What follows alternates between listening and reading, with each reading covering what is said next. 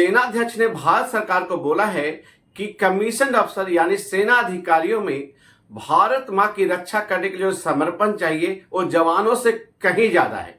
उन्होंने बोला है कि सेना के अधिकारियों में देश पर जान कुर्बान करने का जो जज्बा है, देशभक्ति का जो जज्बा यानी साहस है, वो जवानों से 3 गुना ज्यादा है, इसलिए उनको खतरा भी ज्यादा है। ये सारे दावे सेना के अधिकारियों ने किया है और भविष्य में भी करेंगे। अगर आप सच्चे और देशभक्त सैनिक हैं तो आपके सम्मान के ऊपर उन्होंने प्रश्न चिन्ह खड़ा कर दिया है।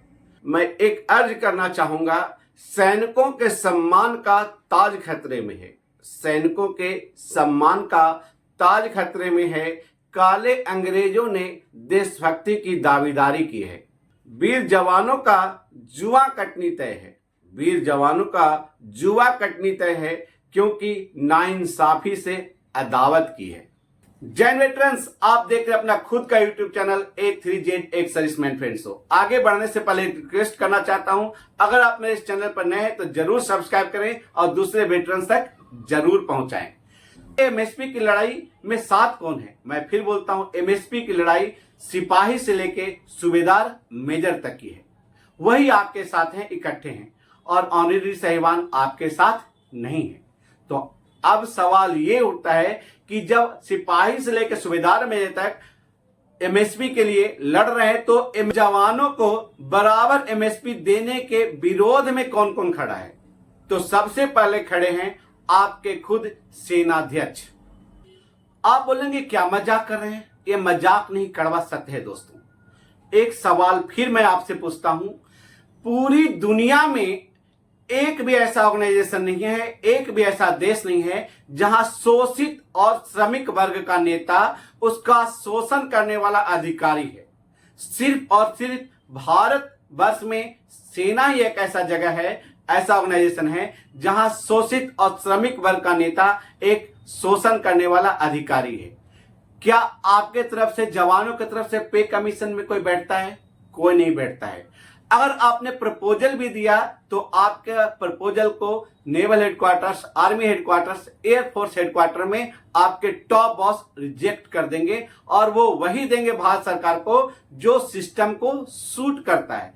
तो सबसे बड़ा सवाल आपसे फिर पूछता हूं कि जब 2000 रुपया जवानों के लिए और अधिकारियों के लिए 6000 रुपया रिकमेंडेशन दिया गया था भारत सरकार को या सेंट्रल पे कमीशन को, उस समय वो प्रपोजल किसने दिया था? आपने दिया था या आपके सेनाध्यक्ष ने दिया था? चाहे आर्मी के सेनाध्यक्ष हो, चाहे नेवी के सेनाध्यक्ष हो, चाहे एयरफोर्स के सेनाध्यक्ष हो, क्या उन्होंने नहीं दिया? बिल्कुल उन्होंने ही दिया है ये प्रपोजल कि नर्सेज को जो मिलिट्री नर्सिंग सर्विस सेवा में हैं उनको जवानों से दुगना 4000 दो, क्योंकि उस सेवा में लगी रहती हैं अधिकारियों के, और अधिकारियों को 3 गुना 6000 रुपया दो। ये प्रपोजल किसने दिया था? किसी जवान ने दिया था या आपके सेनाध्यक्ष ने दिया था भारत सरकार को और सेंट्रल पे कमीशन को? तो आपके सेनाध्यक्ष ही नहीं चाहते कि आपको पूरा इक्वल एमएसपी मिले। अब जब मैं बातें करने वाला हूं कि जब आपके सेनाध्यक्ष ने प्रपोजल दिया भारत सरकार को कि जवानों के सिर्फ 2000, अधिकारियों को 3 गुना 6000 रुपया दो, उस समय कांग्रेस आई की सरकार थी, और आज के डेट में जवानों को 5200 और अधिकारियों को 15000 से ज्यादा दो, ये प्रपोजल भी सेनाध्यक्ष ने ही दिया है भारत सरकार को और भारत सरकार ने इसको एक्सेप्ट किया है। अब जवानों की लड़ाई किसी आर्मी ऑफिसर्स के खिलाफ नहीं था, किसी नेवल ऑफिसर्स के खिलाफ नहीं था, किसी डिफेंस ऑफिसर्स के खिलाफ नहीं था। जवानों की लड़ाई उसके साथ हुए अन्याय के खिलाफ, उन्होंने सेंट्रल पे कमीशन के खिलाफ लड़ा कि हमारे साथ अन्याय हुआ। लेकिन कोर्ट में आकर के जवानों को इक्वल एमएसपी देने के विरोध में कौन खड़ा है? पता है? आपके खुद सेना अधिकारी। वो कोर्ट में जाकर के विरोध करें कि जवानों को इक्वल एमएसपी नहीं मिलना चाहिए। मैं इस संदर्भ में वॉइस ऑफ एक्स सर्विसमैन के एक फाइटर माननीय वीर बहादुर सिंह सर का वीडियो आपके साथ शेयर करना चाहता हूं। आप इस वीडियो को देखें तो आपको बिल्कुल क्लियर हो जाएगा कि आपको इक्वल एमएसपी के विरोध में कौन खड़ा है।